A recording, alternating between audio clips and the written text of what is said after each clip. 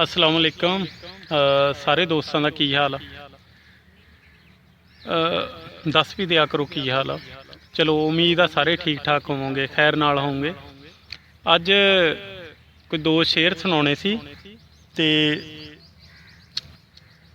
पहले उर्दू च सुन लो, दरूद शरीफ पढ़ लो सल्लल्लाहु अलैहि वसल्लम कि ए खुदा जब मैदान हशर से गुजारा जाऊं, हसनैन के नाना का गुलाम पुकारा जाऊं, और अता कर अखलाक को ख़जाना इश्क मुहम्मदी, जीऊँ तो बस उनके लिए और उनके लिए ही मारा जाऊं।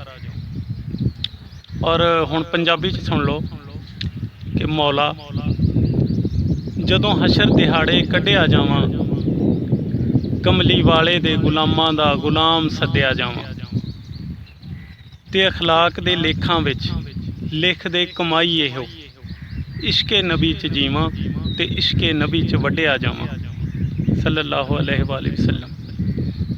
और ये नाल ही दोस्तों एक छोटा जिहा पैगाम आ कि सानू इस्लामी तालीमात दे दायरे चों बाहर नहीं निकलना चाहिए और भाईचारा और प्यार फैलाना चाहिए। नफरत जिहड़ी आ ना वो ख़त्म करनी चाहिए, क्योंकि जिहड़ा इंसान नफरत फैलाउंदा उहदे हत्थ आखिरकार कोले लगदे आ और वो कोले उहदे अपने ही बने हुंदे आ, किसी का नहीं कुछ बिगाड़ सकदा। और जिहड़ा भी इंसान प्यार फैलाउंदा, भाईचारा फैलाउंदा, अमन का दरस दिंदा, उहदे हत्थां चों कदे फुल्लां दी महक नहीं जाती। ते दुआ के सारे खुश रहो, मेरे वास्ते भी दुआ कर दिया करो। रब रख।